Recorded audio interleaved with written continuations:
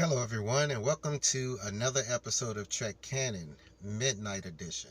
So, it's been a while since I've done a Midnight Edition. So, for people who are new to this particular part of the show, this is the Prometheus. And I do the Midnight Editions from the Prometheus.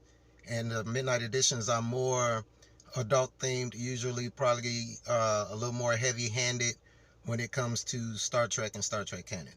But today I wanted to do a quick Q&A that people have been sending me, subscribers been asking, and people who have been messaging me have been asking. And I've picked the top 5 most interesting questions that I thought would be something quick to kind of go over. So it's in no particular order, man. So let's just ask. So the first question is, would the Telosians' telepathy hide them from the Borg? Now, the Telosians, for people who don't know, they are from Talos. They were featured in the episode from the original series, The Cage and the Menageries 1 and 2. They were also brought back in, I believe, season 2 of Discovery. Oh, God. Of Discovery. But the Telosians have some of the strongest telepathic skills in all of Star Trek canon. Now, the thing about their telepathy as it goes against the Borg, that's an interesting question. And from what I can ascertain, borrowing some words, it's kind of like this. I don't believe that the telepathy that the Telosians have, although some of the strongest telepathy that we've seen in Star Trek, would work against the Borg. One, because since the Borg is a collective, the Telosians wouldn't be able to send them a strong enough telepathic image to where it would trick the entirety of the collective. All right. So trying to trick a drone like that is basically trying to trick the collective. The second thing is you guys got to understand that the collective has assimilated some pretty high speed species that also have some of the strongest telepathic skills in Star Trek canon as well. So Vulcans, Beta Zeds, all right, just to name a few, and even Romulans. But the biggest trump card that the Borg will have in a situation like that would be the Guinan species that they assimilated. Because I'm going to have to guess, if you can see the differences in time periods and dimensions and alterations in reality, like Guinan can and her species can, they have that awareness, then the Borg will have that awareness as well, meaning that telepathic images probably wouldn't work on them. All right, so number 2, who is the most powerful entity in Star Trek?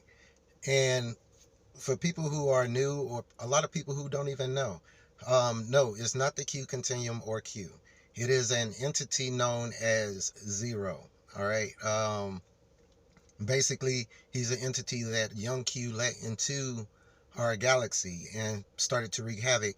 Got a lot of entities on his side, a lot of entities that you'll know from Star Trek canon. So the God of Shakari, um, um, the Guardian of Forever, people like that. They all joined up with them. And I mean, well, Guardian Forever, Fallen the War, and all that kind of stuff. The Q Continuum had to band together and basically exile him and form the galactic barrier to keep him out. So his name is Zero. Number 3, why didn't the Federation use the Great Barrier to make a team of gods like Gary? See, that's an interesting question, but I think it answers itself. If you guys remember the episode, sorry about that.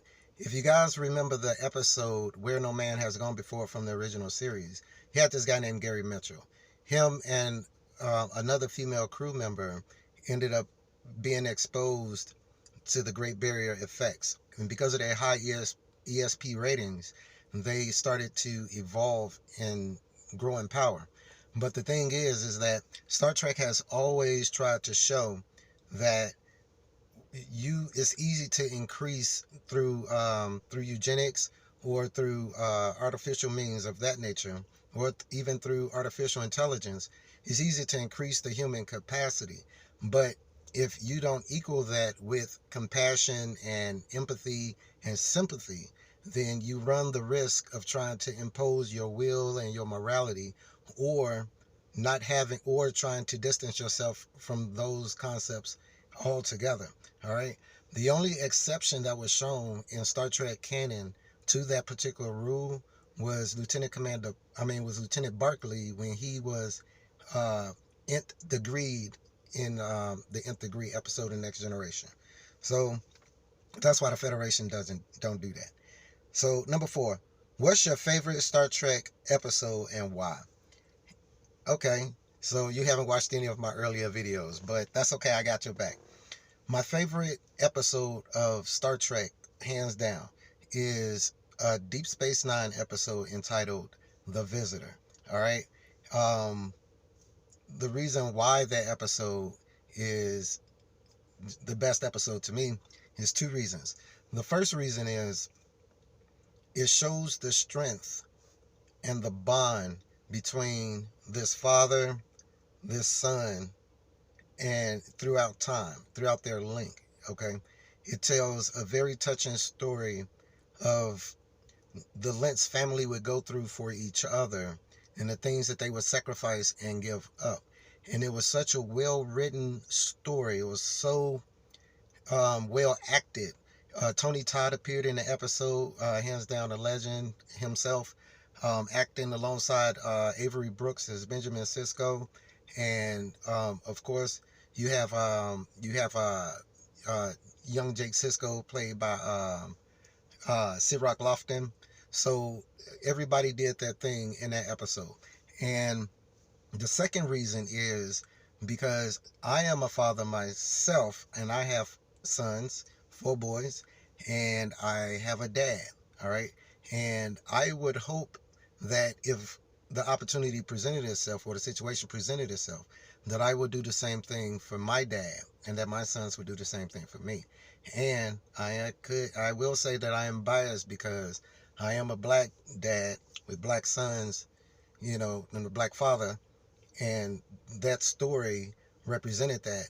And even when Jake got older, and his wife, the beautiful actress, I put her name, well, it's a Midnight Edition, but the beautiful actress, I forget what her name was, but the actress who played Jake's wife, it was just something that I looked to and was like, oh wow, that was something admirable to me. So number 5, what do you think is the best technological advancement by humans in Star Trek? A lot of people say the transporter, and by extension, the food replicators, and that is an outstanding advancement in technology. But I have a video where I talk about the most deadly piece of technology on Star Trek, and I rank the transporters amongst that. All right, as that period. So I'm not going to say that. The thing that really blows my mind in Star Trek that was a human advancement was the creation of the inertial dampening fields. Now, and by extension, the anti-gravity produced on all Federation vessels and outposts and space stations. Now, why do I say that? Because if you think about just impulse speed, just at full impulse, they're able to travel from Jupiter to Earth at almost the speed of light. And I know full impulse speed varies between applied and all that kind of stuff, but needless to say, it's extremely fast. It's faster than any type of thrust engine we have today. It's an impulse engine, all right? Just to be able to do those maneuvers should have everybody on a bridge and everybody on a ship splattered against the walls, all right? But the inertial dampening system is not only able to counter those inertial effects, but the computer is able to anticipate those motions and still dampen even sudden jolts. So when they accidentally run into something and you just see them flying over on the bridge and stuff like that, in real life, that would splatter, people would be flying splattered everywhere, not to mention going to warp speed. Now, some people think that going to warp speed, there is no inertia involved because the ship is being moved by space itself. Okay, we could argue all that. But getting hit by photon torpedoes, getting hit by asteroids, running into things, their normal maneuvers during battles, just being able to exist in a steady and a steady and adjustable gravitational field, so that their bones won't get brittle and their muscles won't entropy. And all of these types of things are, I think, was the greatest advancement in Star Trek. Um, even with warp capabilities, without the inertial dampening system, on these long voyages, people's bodies would entropy. Going to the holodeck, you'd just be floating around. You know what I mean? You wouldn't be able to get any real and true exercise. So, thank you guys for watching. I hope this video didn't go too long, and I hope I forgot to answer a few questions that you guys as Trekkies have probably be either wondering about or probably have asked. And thank you guys for watching. Please subscribe to the channel if you haven't. And as always, peace, recycle, and say the whales. Thanks for joining me on this Midnight Edition.